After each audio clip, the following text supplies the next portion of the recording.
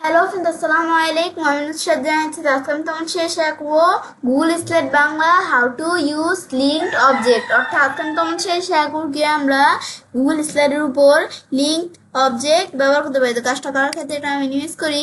Minimise করার পর আমরা যে কাজটা করবে এর আগে আমাদের জিমেল অ্যাকাউন্ট সাইন ইন করা থাকতে হবে। তারপর এখানে ক্লিক করলে আমাদের গুগল স্লেট ওপেন হয়ে যাবে। তো এখন আমরা যে বিষয়টা করবো, তো ধরো আমরা চাই রিসেন্ট প্রেজেন্টেশনেও কাজটা করতে পারি, বা আমাদের ধরো ব্ল্যাঙ্ক প্রেজেন্টেশন, আমি ধরো একটা রিসেন্ট প্রেজেন্টেশনই ধরো নেই।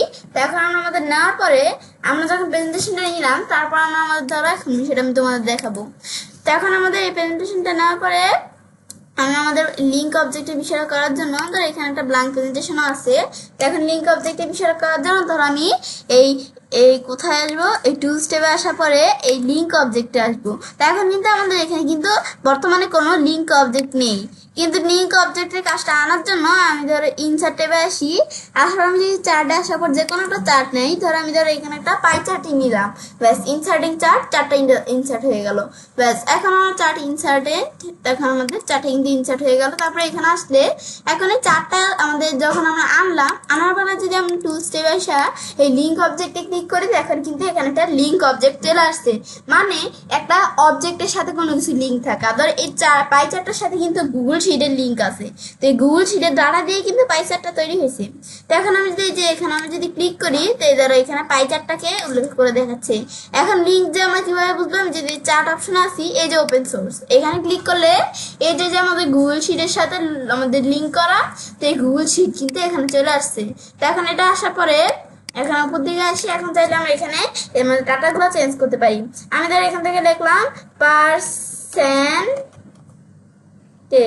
পার্সেন্টেজ লিখলাম, ব্যাস এখান থেকে লেখার পরে তারপর আমি ধর এখান থেকে লিখলাম কি বোর্ড ঢাকা। তারপর আমি ধর এখান থেকে লিখলাম,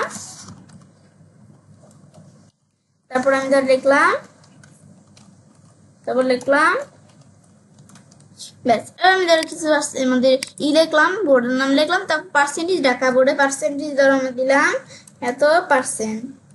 তারপর আমাদের এখান থেকে আমাদের চাঁদপুর বোর্ডে পার্সেন্টেজ ধরো আমরা দিলাম কত, আমি ধরো এখান থেকে দিলাম এত, গাজীপুর হচ্ছে এত, বরিশাল হচ্ছে এত। ব্যাস এবার আমি দেওয়ার পরে এখন কিন্তু এই চারটা তৈরি হয়ে গেল। হওয়ার পর আমি যদি এখন এটা ক্লোজ করি, ক্লোজ করলে কিন্তু আমাদের এই চারটার দিকে চলে আসছে। তো এখন এখানে আসার পর আমি যদি লিঙ্ক অবজেক্টে আসি, তো এখন আমি যদি আপডেটে ক্লিক করি, এদের আপডেটে ক্লিক করলে লিঙ্ক অবজেক্টে আপডেট হয়ে এদের এই বিষয়গুলো চলে আসলো।